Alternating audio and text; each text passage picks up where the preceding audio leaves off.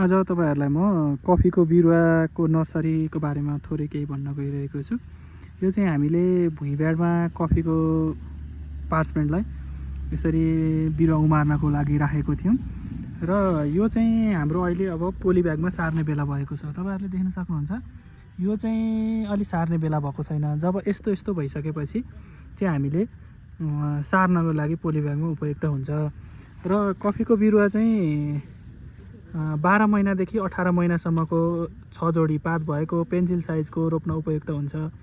हाम्रो चाहिँ यो बेड अलि बर्खाको बेला भएर झार अलि धेरै आएको छ हैन। झार सँगसँगै त्यही पनि हामीले चाहिँ यो उमारेको छौं। अब यसमा चाहिँ हामीले माथि गुमोट जस्तो बनाएर यो जुटको बोरालाई काटेर त्यसरी राखेका थियौं र यो माथि चाहिँ यसरी प्लास्टिक बिछाएको थियौं।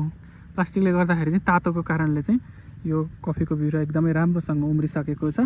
अब तपाईहरुलाई चाहिँ यसरी उखालेर हामी अब पोली ब्यागमा पनि कसरी सार्ने, कत्रो साइजको पोली ब्याग युज गर्ने भनेर तपाईहरुलाई अब पोली ब्यागको बारेमा देखाउँछु है त।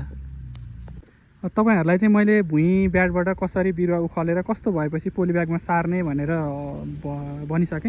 अब हामीले चाहिँ यो एउटा लामो ठुलो संरचना टनेलहरु बनाउँदा पनि हुन्छ। यसरी माथि ग्रिन नेट ओढाएर हामीले चाहिँ यो अस्थायी रूपमा राख्न लागेको नर्सरी भएकोले गर्दाखेरि चाहिँ हामीले यो 5 फिट जति अग्लो गुमोज बनाएर यहाँ माथि चाहिँ ग्रिन नेट हालेर बनाउने निधो गरेका छौं र पोली ब्यागको साइज चाहिँ हाम्रो यो साइजको छ 5 बाइ 7 इन्चको पोली ब्याग। यत्रो पोली ब्यागको साइज छ। यसमा चाहिँ कफीको बिरुवा राम्रोसँग जरा हाल्न सक्छ, फस्टाउन सक्छ। त्यसले गर्दाखेरि चाहिँ हामीले यो अलिकति ठुलै साइजको पोली ब्याग चाहिँ प्रयोग गर्नुपर्छ र कफीको लागि चाहिँ न्यूनतम 5 बाइ 7 को पोली ब्याग भर्नको लागि उपयुक्त हुन्छ। र हामीले चाहिँ यसरी पोली ब्यागमा त्यहाँबाट भुइँ ब्याडबाट उखालेर ल्याइसकेपछि यसरी चाहिँ हामीले यहाँ सार्दै छौं। यो चाहिँ अब जब हामीले कसरी सार्नु पर्यो भने तपाईहरुले देखिरहनु भएको छ। यसरी सार्नु पर्यो। यसमा चाहिँ के गर्नुपर्छ भने हामीले जति त्यो भुइँ ब्याडमा गाडिएको छ नि, माटोले छोपेको छ नि हो, त्यसलाई चाहिँ त्यति मात्रै पुरिने गरी चाहिँ यसरी मजाले हामीले पोली ब्यागमा एक एकवटा गरेर रोप्न सक्छौं। तपाईहरुले देख्न सक्नुहुन्छ र यसरी राखिसकेपछि चाहिँ हामीले समय समयमा यसलाई के गर्नुपर्छ भने पानी दिनुपर्छ, चिसो कतिको अवस्थामा छ भनेर।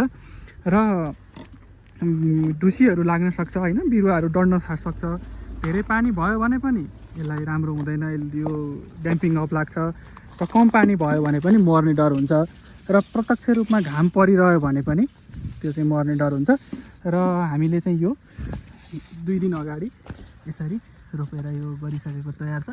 माथि यसरी ग्रिन नेट लगाएको छौं, तल यस्तो छ। अब यसलाई चाहिँ हामीले 1 वर्षदेखि 18 महिना भित्र चाहिँ हामीले ट्रान्सप्लान्ट गरिसक्नुपर्छ फिल्डमा। हाम्रो कफी खेतीका लागि 800 देखि 1600 मिटर उचाइको क्षेत्र चाहिँ राम्रो हुन्छ र अब यो चाहिँ पेन्सिल साइजको 6 जोडी पात भइसकेपछि चाहिँ तपाईहरुले यो रोप्नको लागि उपयुक्त हुन्छ। र यो चाहिँ अरेबिका जातको कफी रहेको छ।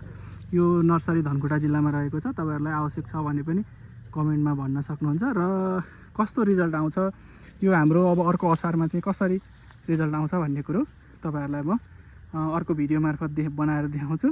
यसरी हाम्रो चाहिँ काम गर्ने हाम्रो साथीहरु हुनुहुन्छ। हाम्रो एकजना सर चाहिँ यसरी हाकिम साहब चाहिँ यहाँ काम लाउनको लागि बसिरहनु भएको छ। हामी चाहिँ कामदार हो।